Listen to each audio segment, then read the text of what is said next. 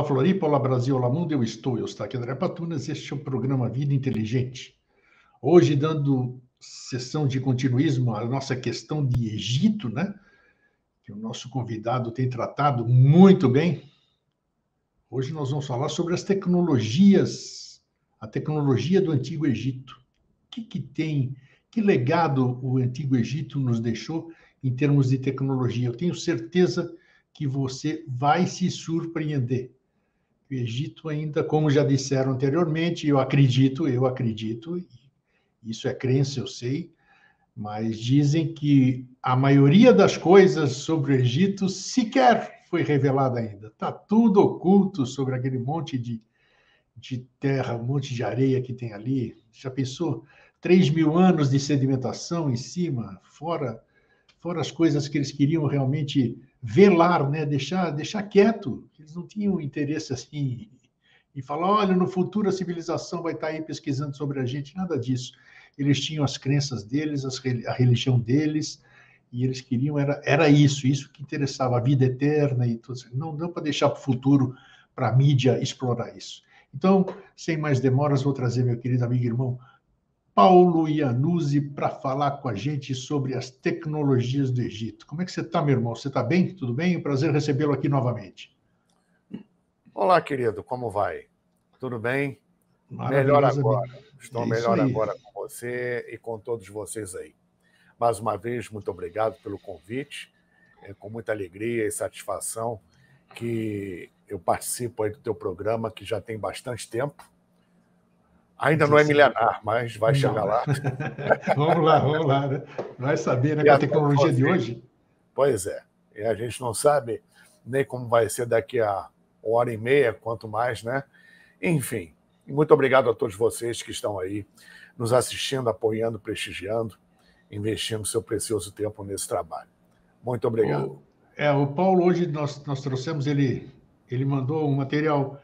A nossa conversa de hoje vai ser ricamente ilustrada. Então, eu vou, assim, o Paulo vai comandando aqui a questão dos slides para explicar sobre as tecnologias, fora o que ele vai falando de fundo aqui. Né? Então, Paulo, como é que nós começamos? Vamos já direto para o... Você quer dar uma visão geral primeiro da tecnologia? Vou dar uma visão geral, vou dar uma... Isso, aí você comanda. Você vai falando e eu vou no slide aqui. Tá, até a tecnologia antiga, ela é muito interessante porque não só no Egito, como em outras civilizações, cada vez mais se descobrem coisas surpreendentes. E como você bem citou, isso, em verdade, não é só uma crença, já é uma convicção científica pelos levantamentos feitos. Tudo que nós vemos, sem exagero algum, tudo que nós vemos de grandioso no Egito, com respeito às construções antigas, pirâmides, obeliscos, os templos magníficos. O templo de Karnak, por exemplo, é do tamanho de um pequeno bairro. Existe uma mesquita dentro do templo de Luxor. Os templos são grandiosos, o Vale dos Reis, as tumbas, são mais de 100 metros escavados na descendente em rocha pura, verdadeiras mansões super decoradas no interior da montanha, e outras coisas tantas que o Egito Antigo nos proporciona quando vamos lá. Tudo isso e muito mais são 40% do Antigo Egito. Mais da metade ainda está debaixo das areias, bem escondido, bem oculto, que está sendo aos poucos revelado, na verdade desvelado, assim como o conhecimento antigo que eles sabiam, com grande maestria, salvaguardar muito bem. Teve uma pesquisa na Câmara da Rainha da Grande Pirâmide de Quéops, onde eles conseguiram confeccionar um pequeno robô com uma câmera que, depois de várias tentativas, conseguiu penetrar numa abertura retangular de duto de ar, aparentemente duto de ar, chegar até o final desse pequeno túnel, onde se registrou uma paredinha. Né? E eles conseguiram introduzir uma pequena broca que fez um furo nessa parede. Conseguiu, a muito custo, fazer um furo nessa parede. Colocaram uma câmera ali com um cabo, entrando para ver o que tinha atrás da parede, por intermédio desse furo. O que eles encontraram? Outra parede. Isso é Antigo Egito. Eles sabiam esconder as coisas muito bem. Paulo, me diz uma coisa, você que esteve lá, e você estuda isso, o governo egípcio, ele tem interesse em descobrir isso que está oculto ou não? Ou ele prefere manter velado essas coisas? Como é que você sente essa primeiramente, o que descobre com respeito ao que está oculto, em termos de conhecimento esotérico, é um tanto complicado para eles, porque comprova que algumas coisas podem ter sido elaboradas por civilizações anteriores, como a Atlântida, por exemplo. Historicamente, pela história oficial, isso não é concebível. E o governo egípcio, obviamente, se baseando na egiptologia tradicional e nas suas próprias crenças religiosas, não estimulam muito esse tipo de procura. O que é de praxe lá é a arqueologia oficial científica, a egiptologia científica, baseada numa ciência consistente, na procura, obviamente, na pesquisa arqueológica e no encontro de artefatos antigos e outras evidências antigas que aprofundam melhor o estudo da civilização, né? E muito desse material é utilizado como forma de atrair turistas. Sem dúvida. Então, às vezes, eles até demoram na divulgação de um achado. Quando o turismo ele cai um pouco, eles achamos uma cabeça de um faraó. Então, isso é um atrativo. Eles acharam essa cabeça há anos, mas só divulgam depois. Existe isso lá, né? Como também existe o pensamento bastante questionável a respeito da construção das pirâmides, da esfinge e do seu período de construção, com evidências que trazem para um momento pretérito muito mais anterior ao que existe hoje de data aceita pela egiptologia, porque isso contraria, por exemplo, o Alcorão. O Alcorão e os livros sagrados que conhecemos com respeito à parte ocidental, a Bíblia, o Alcorão, etc., datam justamente a criação do mundo em aproximadamente 6, 7 mil anos.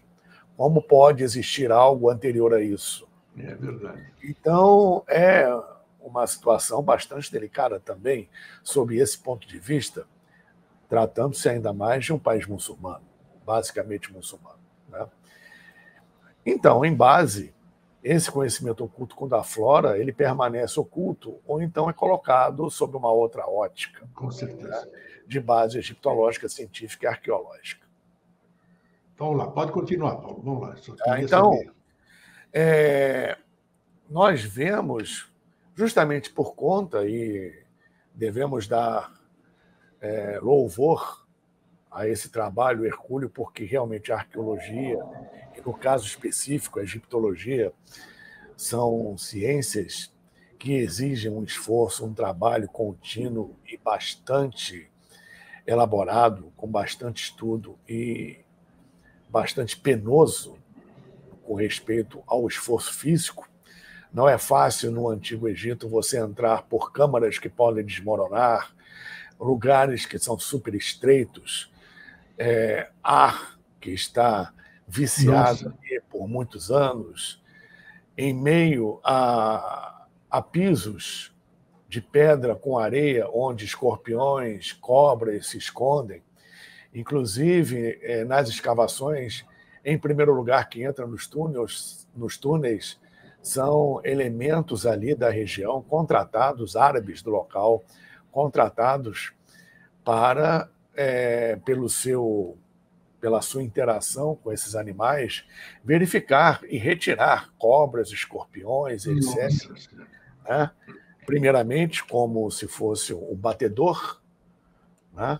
Para que, e isso nunca é completo, para que as explorações, as pesquisas possam ser feitas. Então, a escavação no Egito, a arqueologia no Egito e a egiptologia em si não são ciências fáceis. Então, requer realmente muito estudo. e muito esforço físico. Embora a egiptologia 70% ocorra nas bibliotecas, o estudo dentro das escavações, nos sítios arqueológicos, são extremamente importantes. Em qualquer lugar do mundo, como estamos tratando aqui hoje de Egito, né, existem essas particularidades que o Egito oferece, entre aspas, que você não vê em qualquer outro lugar do mundo. Não vê mesmo, é verdade. E dentro desses achados, constata-se o modo de vida dos antigos egípcios. Primeiramente, como já foi dito aqui, que as civilizações antigas, como o Egito, China e outras, a Índia, principalmente, junto com o Egito, são muito mais antigas do que o que se supunha até pouco tempo atrás, né? Elas transcendem um tempo muito maior do que as datas aceitas ainda na ciência oficial. Perdão. Então, o Antigo Egito, ele supera muito isso pelos achados que estão sendo encontrados, muito mais antigos do que se supunha, tá? E as próprias tradições encontradas nos respectivos documentos, papiros, pinturas, relevos, que, ao longo do tempo, vão mudando de estilo. Lembrando que o Egito é uma civilização milenar, passando, como a Índia, para um status de transmilenar. Transmilenar, exatamente. Então, é bastante antigo.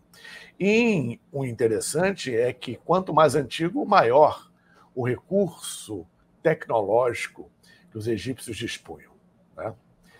Inclusive, eu não sei se eu já contei aqui a questão relativa a Imhotep, vizir do famoso Djoser, da segunda dinastia, o construtor da pirâmide de Saqqara, que era na época era o Leonardo da Vinci da época, né? O único ser humano no Antigo Egito elevado à categoria de divindade, coisa que era avessa à cultura egípcia, esse ponto. O Egito, na sua concepção filosófica, científica e religiosa, não estimulava gurus, não estimulava sábios e hierofantes com um sentido superior aos outros, como nós entendemos em outras culturas. O sentido superior existia, mas era com uma conotação diferente. E o Egito passou ali por um período de seca muito grande, que quase exterminou não somente a civilização egípcia, como boa parte do mundo. E, devido a isso, o faraó Djoser pediu para Imhotep se entrevistar, olha só, se entrevistar com uma divindade primordial, responsável pela divisão das águas abissais e as águas primordiais da criação, e responsável também pela cheia do Nilo, o deus Khnum, que morava dentro de uma montanha no sul do Egito. Olha só. Então, Imhotep foi lá e a divindade disse: vocês pararam de prestar culto, oferendas aos meus templos, por isso as águas baixaram. E essa foi a resposta que Imhotep levou ao faraó Djoser, que imediatamente repôs todo o culto a Khnum e as oferendas nos seus templos. E, milagrosamente, entre aspas, o rio voltou a encher. Esse é o mito que nós temos até hoje. E, agradecido, o deus Khnum ofereceu uma arte que era muito sagrada e rara no Antigo Egito, em toda a história egípcia, e Imhotep recebeu essa arte, que era chamada arte de moldar a pedra. Mas não era moldar pedra com areia, não. Era moldar qualquer tipo de pedra, inclusive granito e diorita. Diorita é a segunda pedra mais dura do mundo. Você só consegue cortar com diamante. Caramba! E Imhotep, ele não só absorveu e assimilou esta técnica, como ele a empregou criando vasos, ânforas, pratos, tigelas e artefatos mil impossíveis até hoje de fazermos com a nossa tecnologia, tudo isso em diorita. Isso tudo eu vi no Museu do Cairo. artefatos que estão lá até hoje, brilhantes, uma ânfora, uma caneca, por exemplo, como essa, como o fundo da caneca pode ser feito, ou o fundo de uma ânfora pode ser recortado em diorita bruta. Não se consegue isso hoje, não se sabe isso hoje. E a Errotep recebeu esta arte, que não deixa de ser uma grande tecnologia.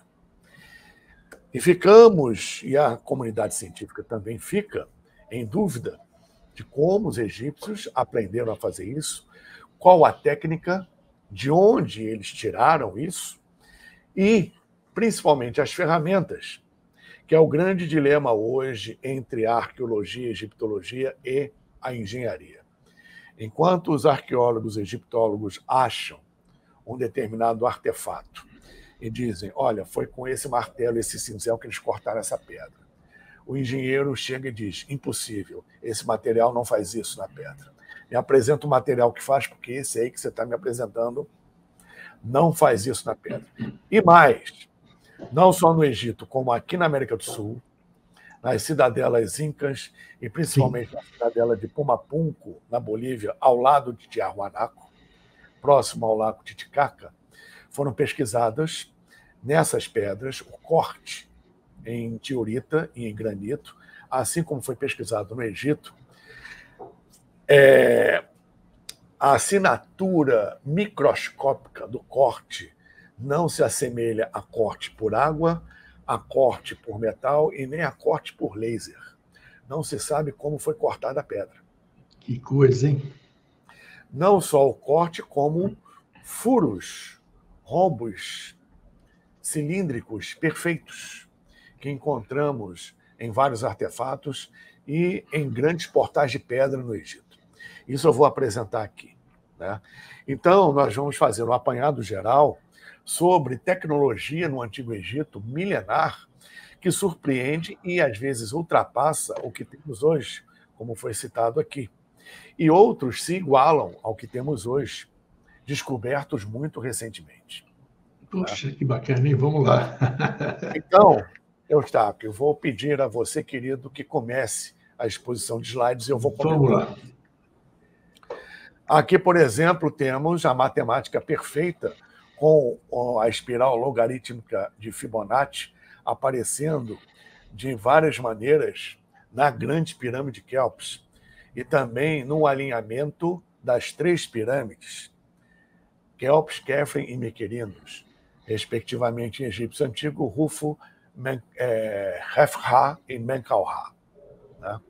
Então, temos, além de outras medidas, essas medidas perfeitas, não só na Grande Pirâmide, como também na Pirâmide de Khafre e na Pirâmide de Miquerinos, que não se entende ainda como foi feito isso pelos antigos egípcios. Né? Cara, Era um mestre matemática. O número de ouro está aí, então. O número de ouro está nos pirâmides. O número de ouro está aí, que foi utilizado nos templos, foi utilizado na Grécia Antiga, na Roma Antiga, foi utilizada pelos caldeus, no Templo de Salomão, pelos hindus, nas catedrais góticas dos Templários e assim por diante. Pode passar o outro, por favor? Isso é bastante interessante, porque é uma linha que sai do prolongamento da diagonal, ou melhor, da sombra, do efeito sombra da pirâmide, porque as pirâmides foram construídas num planalto e tão importante ou significativo quanto a construção das pirâmides foi o nivelamento do planalto de Gizé. E de cima observamos que, dependendo da época do ano, as pirâmides provocam efeito sombra nesse planalto. Tá? Existe um efeito sombra no solstício, que é chamado Corredor de Belém. Por quê? Porque o prolongamento desse efeito sombra, que é quase paralelo à diagonal, a uma das diagonais da Grande Pirâmide, tem como trajetória a linha que Moisés passou e passa exatamente depois sobre o exato ponto que veio a ser o povoado de Belém milênios depois. Tá? É muito interessante isso. Pode passar o próximo.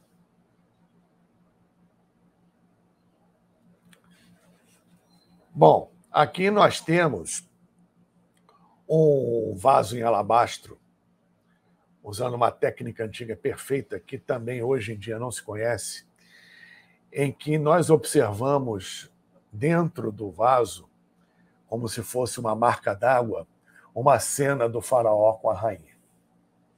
Tá?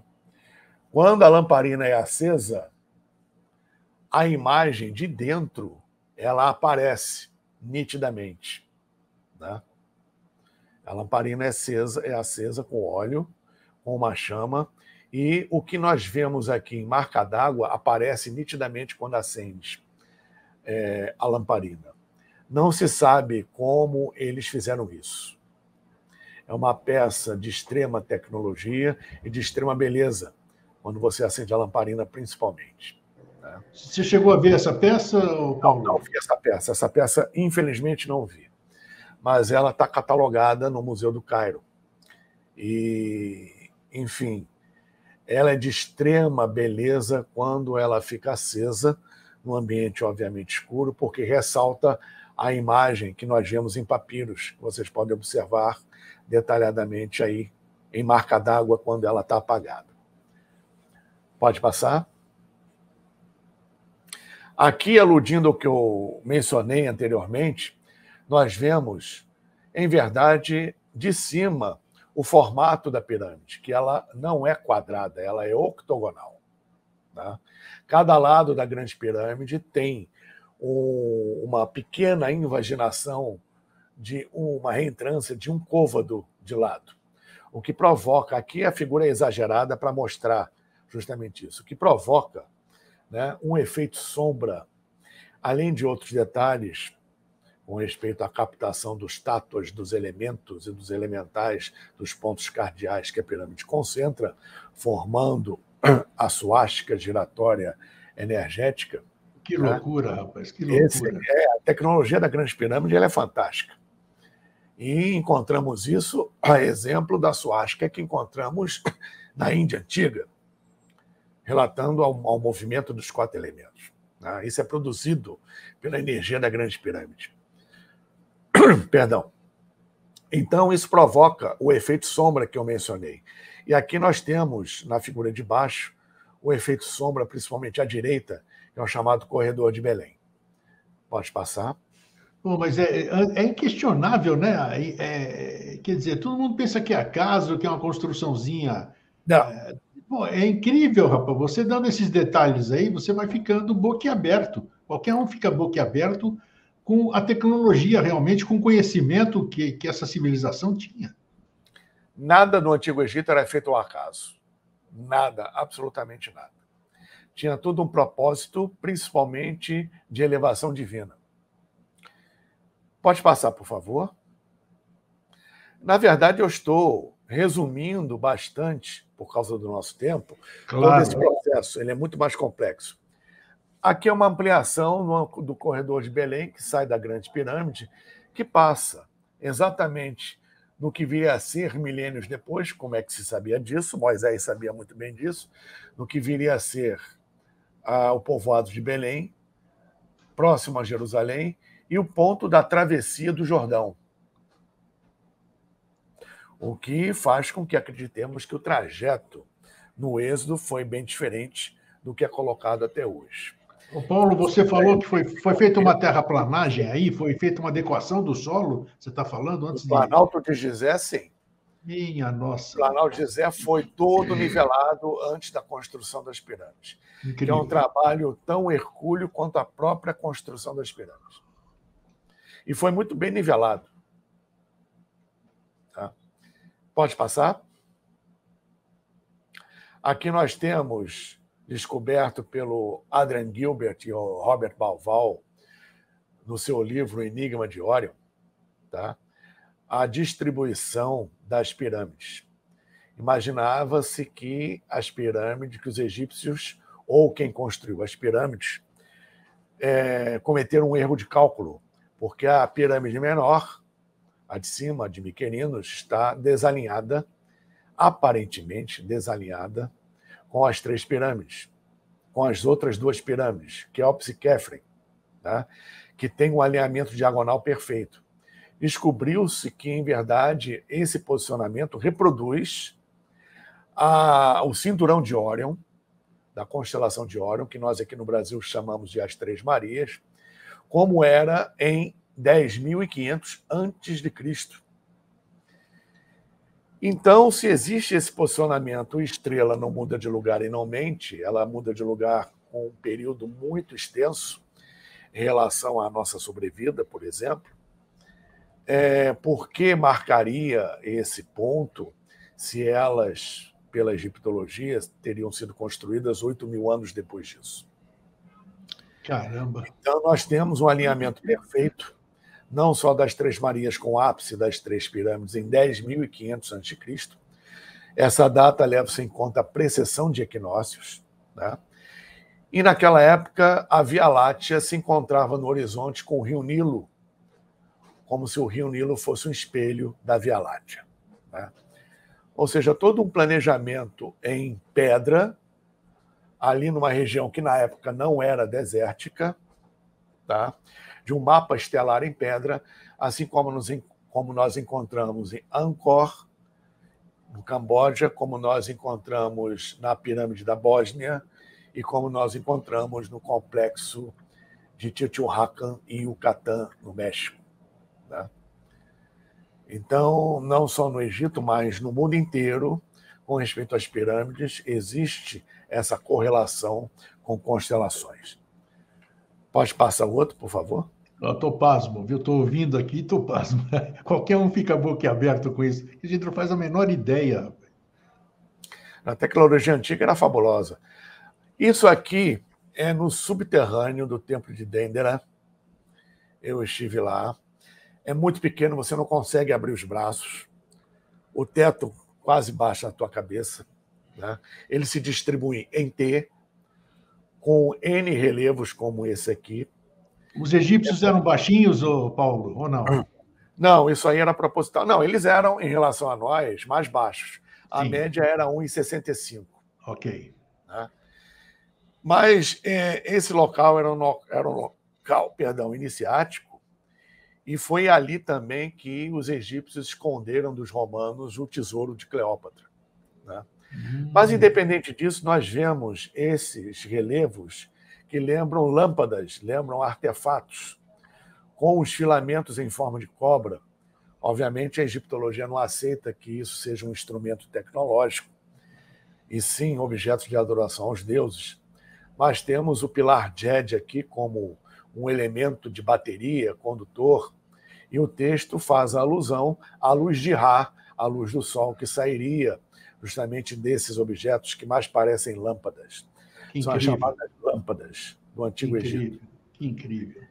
Incrível porque em muitos locais subterrâneos, como as tumbas do Vale dos Reis, que são extremamente decoradas, não existe um traço de fuligem, ou seja, nenhuma tocha, nenhum fogo iluminou aquele recinto.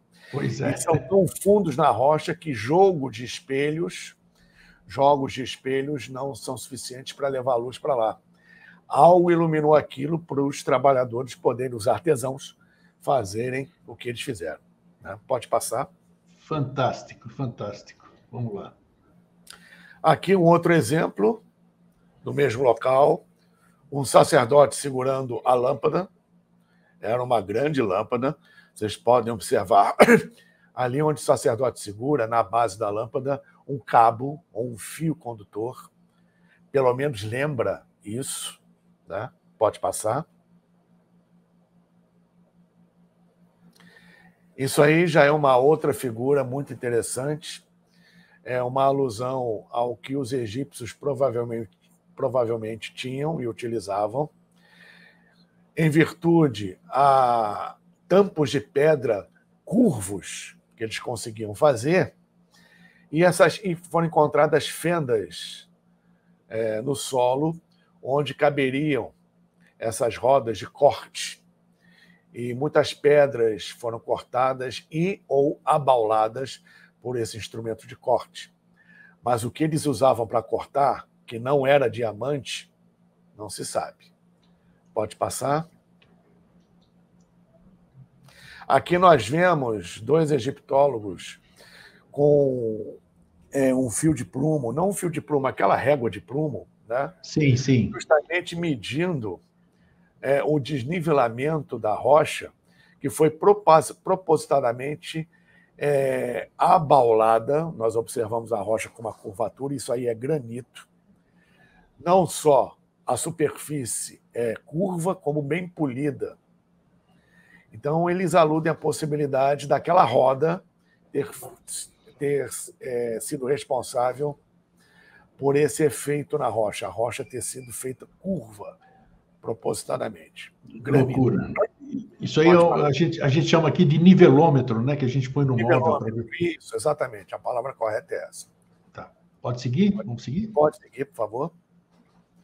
Aqui é uma foto minha, tá? O espaço era tão pequeno que eu não tive como me afastar para tirar a foto. Eu pedi para que tirassem essa foto, eu abaixado com as 2 lâmpadas, no subterrâneo do templo de Dendera. Bacana, hein? Puxa vida, só o fato de ter ido. Você sentiu, agora vamos entrar, só um pequeno parênteses. O que você sentiu aí? O que você sentiu? Eu acho que tem alguma coisa, né? Em alguns lugares, nada. Sim. Em alguns outros lugares, um peso muito grande, uma energia muito densa. Densa. Mas certo. São poucos os lugares que eu testemunhei isso. Tá. E outros tantos lugares com uma energia bem leve, bem sutil, uma energia bem diferente. O que me fez concluir que muitos templos ainda estão funcionando, ainda estão com uma energia grande. E o complexo das pirâmides também tem uma energia diferente. Que bacana. Eu faço essa pergunta para você, porque eu te conheço há muitos anos, como eu disse, e você é um cara pé no chão. Tem gente que a gente pergunta, mas a resposta a gente já sabe que vai ser suspeita, né? Que a crença da pessoa entra e ela sente de tudo até onde não tem nada. Então, por Sim. isso que eu fiz questão de perguntar para você, porque eu sei que você tem sensibilidade, tem pé no chão, tem critério. Então, eu queria saber se essa energia ainda era perceptível. A energia magnética é grande, eu medi isso com alteração de bússola também, Sim. além da minha sensibilidade, do que eu senti, e com pêndulo também. Que legal. O interessante que a medição que eu fiz com pêndulo em múmias, inclusive na múmia aqui da Quinta da Boa Vista, antes do incêndio, registrou um índice de energia mais alto que alguns pacientes terminais de câncer, de AIDS, em um hospital ainda vivos. Vai explicar isso, né, Paulo? Vai explicar. Eu não tenho explicação. Eu sei que eu constatei isso. Eu sei, então. Vamos seguir. Qualquer magnetômetro ia constatar. Esse é o grande barato encontrado no final do século XIX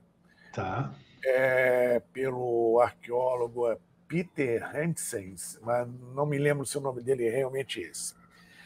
E que foi redescoberto nos dias de hoje, porque se descobriu a sua função. Esse é o famoso núcleo 7. Nossa, o que é isso? Núcleo 7, esse cilindro aí. Tá. Não se sabe como ele foi confeccionado. É um cilindro perfeito de granito. Tá? Ele tem, em toda a sua extensão, ranhuras que não se sabe como foram feitas, ranhuras perfeitas em espiral, como se fosse um parafuso.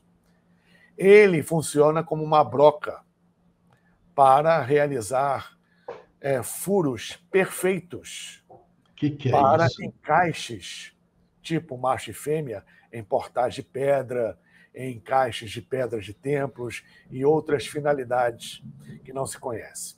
Acredita-se que esse núcleo 7 também tenha sido usado aqui em locais da América do Sul, porque ele produz buracos perfeitos, aberturas perfeitas, circulares. E não se sabe como isso ainda faz e qual a tecnologia que eles usavam, não só para confeccionar isso, mas para utilizar isso na prática. Maravilha. Chamado núcleo 7. Pode passar. Núcleo Tem outras 7. fotos do núcleo 7 aí. Essas aí são as peças que eu mencionei em diorita. Nossa Senhora, olha, o que é isso, rapaz? Que foram feitas ainda, algumas delas, no reinado de Djoser, segunda dinastia. Você falou que isso aí a gente consegue fazer em cerâmica, em barro, essas coisas, mas nessa pedra aqui, diorita que você disse é E só diamante duríssima. corta. O que é Então, isso? O que é isso? não, naquela época, hoje em dia já é difícil fazer isso. Eu acho, tenho quase certeza que não se faz ainda isso hoje. Fabuloso. Com essa perfeição, quanto mais naquela época. Não se sabe que tipo de tecnologia era essa que existia, a arte de moldar a pedra que Imhotep assimilou muito bem. Fantástico. Foi um dos raros na história total egípcia que conhecia essa técnica. Fantástico. Pode passar. Aqui a espiral de Fibonacci, passando pelo ápice das 3 pirâmides. Tá? Olha, tem razão, as 3 pirâmides estão ali. Puxa vida, que perfeição. Que perfeição. Isso. E o centro ali da espiral cai dentro do Rio Nilo. Nossa, inquestionável, inquestionável. Você não pode dizer que é coincidência isso. Porque, não existe coincidência, não. Que é isso? Não existe. E, infelizmente, pelo menos no momento, a maior parte da comunidade científica não leva essas coisas em consideração. Incrível. Pode incrível. passar? Incrível, porque aquilo é científico. É científico aquilo lá. Como é que a comunidade... Pô, não tem como não tem um artesão fazer na mão a escultura de uma fisionomia como esta, perfeita em sua simetria, no caso aqui, da cabeça em granito do faraó Ramsés II. E Ramsés II foi um monarca da 19ª dinastia. Caramba! Terceiro faraó da 19ª dinastia. Anteriormente eu falei sobre Djoser. Djoser foi da 2ª. Sim. Tá? Ou seja, pelo menos 1.200 anos a 1.500 anos separam Djoser de Ramsés II. Fantástico. Né? E você vê que esse tipo de medida você encontra em todas as grandes obras feitas pelo mundo, no Partenon, na Mona Lisa. Nossa, Sim. isso aí é incrível. A questão não é só a exatidão matemática da simetria, mas é como se é feito. Isso. Ou seja, nenhum artesão naquela época, nem hoje, consegue fazer na mão com essa perfeição. Então, não se sabe que tecnologia foi usada para fazer um busto desse, com uma simetria perfeita. E aí que entra, né? Por isso que as pessoas começam a conjecturar, né? Porque quando não tem explicação, a gente conjectura, né? Porque não é possível. A explicação tem, mas ainda não foi descoberta. Ah, então tá aí, exatamente. E melhor especulações acontecem. Melhor Isso colocado. É natural. Né? Tem razão. Pode passar. Outro vaso em diorita. Nossa Senhora, olha só. Observa os detalhes dos furinhos laterais. Sim, eu estou percebendo. Puxa a delicadeza da peça. Puxa vida. Aqui, vamos lá. Pode passar. Esse é o efeito que aquele núcleo 7 faz. Aquela peça cilíndrica que você mostrou, né? A peça cilíndrica provoca esse tipo de abertura que vai servir como conexão ou outras finalidades desconhecidas que eles utilizavam e faziam muito bem. Não se sabe como eles confeccionavam o núcleo 7 e muito menos como eles conseguiam fazer com que ele girasse a ponto de provocar esse efeito. Isso tentaram fazer várias vezes, inclusive na mão. Demora uma eternidade na mão para fazer isso. Não tem esses registros científicos, ô Paulo, não tem nenhum papiro, né? Não foi deixado em nenhum papiro isso, né? Não foi deixado. Puxa vida, vamos lá. Aqui uma foto mais próxima do que aquele núcleo 7 faz. Puxa vida, olha a perfeição, rapaz. Circular perfeito. Perfeito mesmo. Puxa. Circular perfeito. Então tá. Pode passar? Essa foto eu tirei para mostrar a sutileza das pirâmides, porque muita gente pensa que elas são iguais. Sim. Não são. O ângulo do ápice ele é diferente para cada pirâmide. Consequentemente, a vibração e o aspecto vibracional e a energia gerada e captada pelas pirâmides têm natureza vibracional, em termos de frequência, diferentes. A finalidade de uma pirâmide é diferente da finalidade energética de outra, e assim por diante. Nós percebemos isso aqui, eu fiz questão de tirar essa foto quando me aproximei, para mostrar a sutil diferença entre a aresta da pirâmide Khafre, que é essa primeira aqui em primeiro plano, Sim. e a pirâmide Quéops, que está ao fundo. E não foi foto mal tirada, não, né? É assim mesmo, né, que você quer mostrar. É assim mesmo. Eu Tá. botei a câmera, registrei, saí do ônibus para fazer esse registro. Justamente podemos notar que a sutileza é muito grande, mas as arestas não são paralelas. Não, incrível. Por isso que eu perguntei se foi defeito da fotografia ou se você sabia que você estava participando. Sabia. Isso aqui é para provar que a angulação das pirâmides são diferentes. Que interessante, olha só. Pode passar. Vamos lá, olha que Ou seja, loucura. um grau de precisão extremo. Aqui uma outra foto do núcleo 7 e o seu efeito. Caramba! Vamos lá. Aqui o sarcófago em granito do Serapeum, que fica no subterrâneo de Saqqara, que ele é enorme e não se sabe como construíram isso, como levaram lá para dentro, muito menos a tampa, como foi movida. Então isso aí não foi cortado lá dentro, não. Isso aí não foi cortado lá dentro, esculpido lá dentro. Não foi cortado lá dentro. Foi levado para lá para dentro? Foi. Caramba! Foi. São túneis enormes até chegar lá dentro. Então, são várias tumbas enormes em que a egiptologia coloca que as múmias dos touros, do chamado boi Apis, eram colocadas aí. Agora, como confeccionaram isso tudo em granito, não se sabe. Eu tenho uma outra foto mais ampliada disso. Pode passar. Vamos lá. Está aí no meio. Aí, essa aí. Minha nossa, olha só o tamanho disso aqui, rapaz.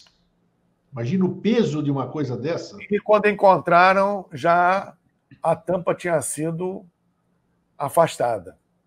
Então não se sabe quem moveu isso. Só a tampa são não sei quantas toneladas. Que loucura, rapaz, que loucura. Que loucura. Você num lugar desse, você viaja, né, Paulo? Ou não? Viaja muito, é muito fácil. Tem todos os motivos para isso. Nossa Senhora, imagino só. Aqui um outro exemplo daquela simetria. Sim. Que não só na face, mas no perfil era colocado. A arte egípcia valorizava muito o perfil por conta da expressão da personalidade. Segundo os egípcios, a personalidade de uma pessoa é melhor expressa numa pintura pelo perfil.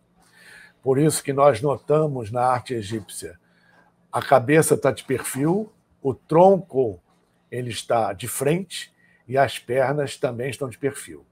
Olha só. O que interessa é o tronco, onde estão os chakras. Puxa. O que interessa são os quadris e as pernas de lado para denotar movimento. Quer dizer que numa figura você consegue interpretar uma pessoa? Consegue. Caramba. Foi considerada a arte egípcia primitiva em relação à grega por conta desses detalhes.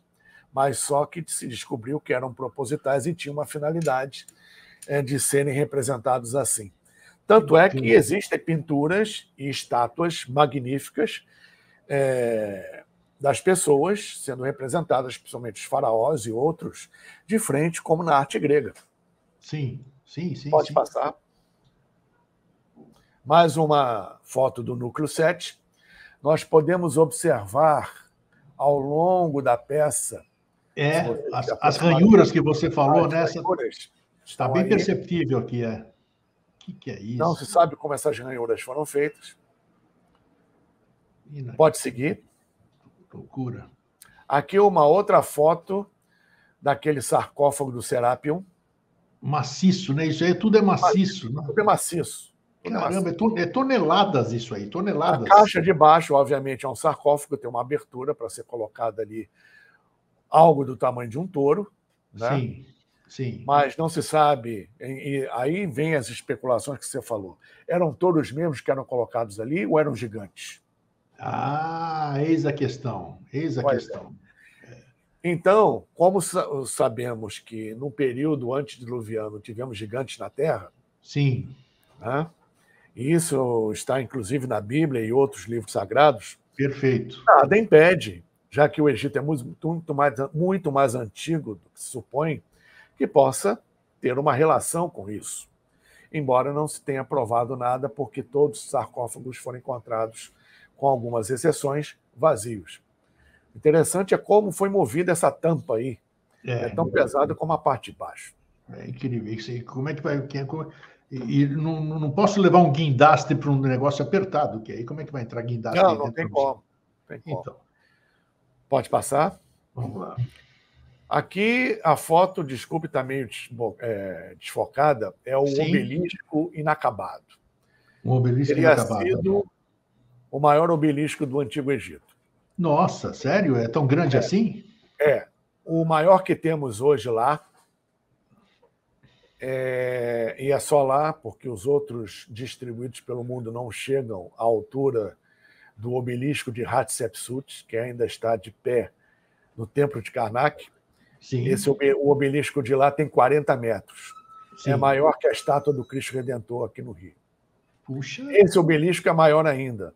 Mas como teve uma rachadura nele, ele foi abandonado. Tá?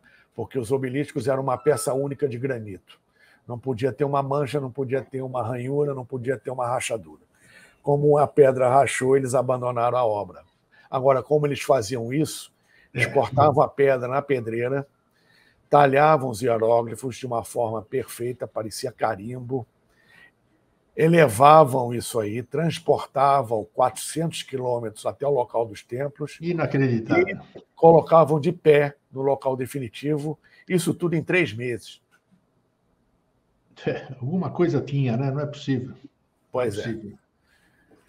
Fala-se muito em rodinhas, essas coisas, para até são argumentações risíveis, né? Risíveis. Sim. Olha que coisa linda. Aqui o exemplo do olho de Horus, sim, que se assemelha muito a essa região do cérebro reptiliano humano, onde lá dentro está a glândula pineal. Caramba, olha que o cérebro se assemelha ao símbolo sagrado do olho de Horus. Glândula pineal, tálamo, hipotálamo, célula túrcica ou turca, enfim. O olho de Ra e o olho de Ma. Caramba, olha só, nunca tinha visto essa comparação. Eu não tinha visto. E o olho, como todos os hieróglifos, eles eram desenhados ou talhados dentro de uma matemática sagrada. Sim. Não eram simplesmente no olho, era tudo esquadrinhado e aplicado uma matemática. Incrível. Você não pode chamar isso de coincidência. O que é isso? Não é coincidência. Aí olha, não tem argumentação para isso aqui. É incrível, incrível. Não. Que conhecimento. Eles eram, voltando só uma parte, Paulo. Sim, eles dominavam barbaridade a medicina, inclusive, né? Diz que eles faziam trepanações. Faziam trepanações, operações em cérebro. Faziam. Então, o que é isso, rapaz? Faziam cirurgias cardíacas, ali você era. Então, como é que vai chegar numa pineal, por exemplo? Na imaginação, não. Eles tinham alguma coisa que... Não, conheciam técnicas de dissecação, etc. O que é isso? O que é isso? É uma civilização fantástica, fabulosa, fabulosa. Vamos seguir. As próteses. Olha só, olha só. Fulano perdi a perna por algum motivo? Não, tem problema. Põe uma prótese nele. Que datação tem isso? Uns 3.000 anos? Pelo menos 3.000 anos? Ou não? De 3.000 anos para trás. Para trás, olha só. Tá? E mesmo que tivesse menos. Sim. Tá? Sim, olha. Na Idade Média e na Idade Moderna, por exemplo, na época do descobrimento dos piratas, era perna de pau. É verdade. Era o pirata da perna de pau. Isso. Ou seja, isso aí já existia milhares de anos antes e foi redescoberto em termos de história recentemente em relação a isso. Que maravilha. Poxa vida, hein? Estou totalmente surpreso hoje com... Olha a instrumentação cirúrgica. Tá? É a caixinha do médico. O que é isso? Egípcia, que os romanos copiaram muito bem e até aperfeiçoaram alguns instrumentos. Nós temos aqui bisturi, nós temos espátula, temos de tudo aqui. Afastador, tudo? Nossa, afastador. Que é isso, rapaz? Olha... Eu desconhecia essas peças aqui. Puxa vida. Então, peças, grego, persas. Que é isso. Falar em grego, os gregos também utilizaram muito disso. Também, né? Mas foi uma civilização posterior, né? Pegou tudo dos egípcios Sim, ali. Né? Hipócrates pegou muita coisa. Com certeza. Aqui uma outra prótese para dedo. Isso foi Olha. encontrado numa múmia. Porque percebe-se que a outra parte mumificada aqui, né? Sim, os dedos estão originais desgastados, mumificados, mas nós temos a estrutura da prótese ainda aí. Que loucura, que loucura. E os buracos ainda para prender a prótese. Inacreditável, olha só. Sim, eram todos costurados como sapato. O que é isso aqui? Isso aqui é um buticão. Isso era usado para tratamento nos dentes. Odontologia. E aí é o nome do médico. Aqui nós vamos encontrar, da direita para a esquerda, o cartucho do faraó, ou seja, para indicar que era do reinado daquele faraó ali, era daquele tempo. Depois do cartucho, nós temos o junco e a abelha, que são símbolos do faraó, ou seja, o senhor das duas terras, rei do Alto e Baixo Egito, são os símbolos do Alto e Baixo Egito, e o resto é o nome do médico. Lembrando que os dentes, o tratamento dos dentes, embora existisse muito no Antigo Egito, os egípcios sofriam muito dos dentes, muita doença, muito desgaste, porque eles comiam muito pão, e o pão, na hora que era feito, muito pó e areia do deserto entravam, então, diariamente mastigavam aquilo, desgastavam muito os dentes, tinham muitos problemas dentários. Entendo, sim. E tinha uma odontologia que procurava sanar isso, né? Embora não tivesse muito sucesso, mas existia. Que material é isso aqui que nós estamos vendo, Paulo? Isso aí provavelmente é marfim. Marfim? Tá. Pode passar. Outra prótese. Olha que loucura. Aqui ainda os fios, parecendo sapato. Isso, então, é isso que para prender ali, tá louco. Para ajustar de acordo com o tamanho do freguês, né? Tá, e agora nós vamos para o último slide aqui, que olha só de novo. É o olho de Horus de novo. Aproveitando, já que nós temos um tempo aqui, nós andamos bem. Fala um pouquinho do olho de Horus, assim, na sua visão.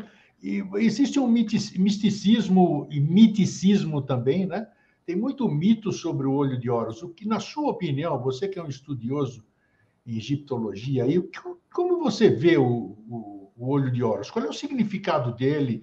Ele é um talismã? Se eu tiver um olho de Horus pendurado, representa alguma coisa para mim? Porque a maioria de nós, assim, se fala que a semente de abóbora vai fazer você ter uma vibração diferente, lá vai a pessoa fazer um colar de semente de abóbora, ou coloca na carteira, no bolso, no sapato, na cabeça, em tudo quanto é lugar. Então, a maioria das pessoas usa sem saber o que está usando. O que é o olho de Horus, ô Paulo? O olho de Horus é um símbolo sagrado que foi utilizado como talismã também, principalmente acima das portas, dos portais egípcios, para espantar mal-olhada, inveja, essas coisas, no popular. Sim. Mas é um símbolo sagrado. Como símbolo sagrado, ele tem uma matemática na sua confecção e um material na sua confecção. Lembrando que qualquer símbolo, qualquer objeto, para ele ter um efeito, ele precisa ser consagrado. E a consagração começa na mente. Você falou tudo agora. Começa na mente. A consagração. A semente de abóbora, para funcionar, precisa de um poder mental que você vai atribuir a ela, né? Isso depende de um sistema de crenças. Se a sua mente for forte o suficiente, você não vai precisar da semente de abóbora.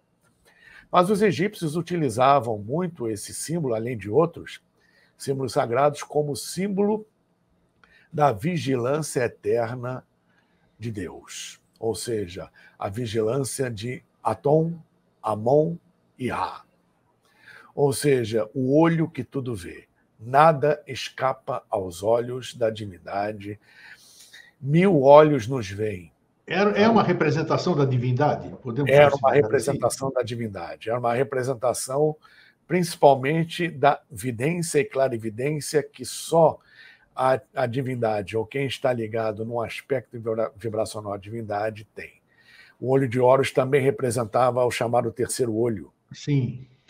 que na Índia é o olho de Shiva, no Isso. Egito é o olho de Horus. Tá? É a mesma coisa com nomes diferentes. Então, Horus, quem é Horus, em verdade? É o falcão que sobrevoa o Egito e que lá de cima tudo vê. É o animal ligado a Horus, que é filho de Osíris e que reina sobre o Egito. Então, dentro do mito, o faraó, ele incorporava Horus, ele era Horus ou aspecto filho na terra. Ele manifestava a divindade. E por que era um falcão? Porque o falcão é um animal que voa contra o sol. É a única ave de rapina que voa contra o sol. Então, em direção ao sol. Tudo que era em direção ao sol era sagrado no Antigo Egito. Então, por exemplo, o escaravelho. Isso que eu ia falar, você captou, era a minha pergunta próxima. O escaravelho era considerado sagrado, era levado como broche na túnica dos grandes sumos sacerdotes e hierofantes, que era um alto cargo de conhecimento, de iniciação e concernente à questão espiritual de conhecimento magístico, porque o escaravelho, o inseto, sim, ele é apelidado de rola-bosta, porque ele passa a vida dele toda rolando, né, bolas de esterco para alimentar as suas larvas. Né? As suas larvas ficam ali, se alimentam daquilo ali. Ele passa a vida toda assim. Quando ele sente que vai morrer, ele alça voo em direção ao sol e morre no voo. Então, o escaravelho no Antigo Egito era o símbolo da ressurreição por causa disso.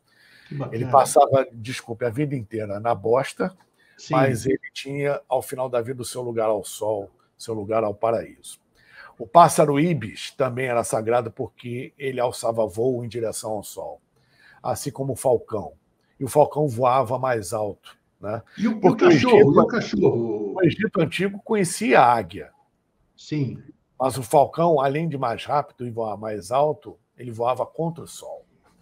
Então, essa era a característica do falcão ser associado a Horus e o faraó ser associado a Horus. O cachorro, principalmente o chacal do deserto, ligado a Anubis. Né? Isso, Anubis, exatamente. É o animal que revira as mastabas, é um animal dos cemitérios, procurando ossos. Né? Então, ele que revira os corpos, as múmias, e faz o seu trabalho no mundo dos mortos, né? De limpeza dos restos mortais de algumas pessoas que ficavam pelo deserto. Então, é um animal associado a Anubis, que é o deus do submundo. Né? É o que nós encontramos hoje, que eu já mencionei aqui, na cultura afro, uma associação com Omulu, Obaluayê, né? Que é o senhor também dessa área astral, vamos dizer assim, relativa ao além-túmulo, cemitérios, etc. O que hoje é para a cultura afro? Omulu, ou Obaluayê, era para o antigo egípcio Anubis. Que já é uma transliteração grega do original Antu. Her, ou Horus, é o que a gente entende como Ogum. Isis é o que a gente entende como Iemanjá. E assim sucessivamente. E isso também existe da mesma forma, guardadas as devidas proporções, no panteão hindu, no panteão grego, no panteão romano, no panteão celta, no panteão nórdico, germânico e antigo, e assim sucessivamente. Que coisa, quanta história linda, né? As pessoas perdem tempo com futilidade, com besteira. É a questão do livre-arbítrio, né? Você já pensou? Nós passamos pelo Kali Yuga. Então, a superficialidade, a inversão de valores, tende a prevalecer naqueles que não querem despertar ou que se desligaram do divino e estão desnorteados hoje, procurando uma tábua de salvação, seja lá onde for, e não conseguem se reencontrar, quando, em verdade, a coisa é muito simples. É só olhar para dentro e, de dentro para fora, encontrar a sua ligação com o Pai Maior. Maravilhoso. Paulo, meu irmão, meu querido amigo e irmão, muito obrigado, uma brilhante explanação. Eu fiquei super satisfeito, super surpreso com tudo isso aí que você falou, né? E olha, e é bom porque a pessoa que assiste uma coisa dessa, ela se sente instigada a ir buscar mais. Aí vou assistir os documentários que tem, né? A tua televisão tem 400 canais, mas você fica só em dois, aquelas baboseiras, tudo a maioria. Então nós temos tanta É história, um poço desculpa. sem fundo, ainda mais que 60% ou mais do Antigo Egito ainda está debaixo da areia. Exato. Tem muita coisa ainda para sair. Não, mas só que os 40 que estão na superfície, pouca gente conhece, é isso que a gente está querendo E ver. já está o pano para manga. Claro, com esses nossos bate-papos aqui, nós vamos trazer mais, né? Logo mais nós vamos estar vendo um outro tema do Egito para a gente explorar. Isso é muito bom, para a gente saber as nossas origens, para a gente se entender por que nós somos assim, por que nós temos essas tendências, essas nidanas, né? Essas coisas Sim, que a gente carrega, né? exatamente. E eles deixaram legados em várias áreas. A cadeira que você está sentado é uma invenção egípcia. Olha aí. Nas culturas, o pessoal se deitava de lado no divã ou nas almofadas. Hoje, você sentar à mesa para se alimentar, para fazer uma refeição e utilizar talheres, isso é coisa de Antigo Egito.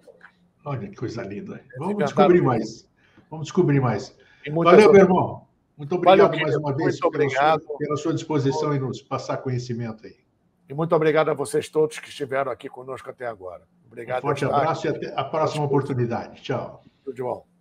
Pô, gente, que bacana, né? Eu fico entusiasmado. Entusiasmado é a palavra grega, entusiasmos. Bacana.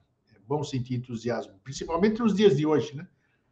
Tem muita gente que acorda e fica reclamando que está nublado, não consegue ver o sol acima das nuvens, né? Ou então reclama porque acordou, né? Puxa, não sabe do dom do acordar. Mais um dia, mais uma oportunidade, mais uma chance. Então, o entusiasmo que a gente precisa para seguir buscando respostas. Não é isso aí, gente. Depois dessa, só me resta dizer um fraterno abraço e um feliz sempre. Tchau.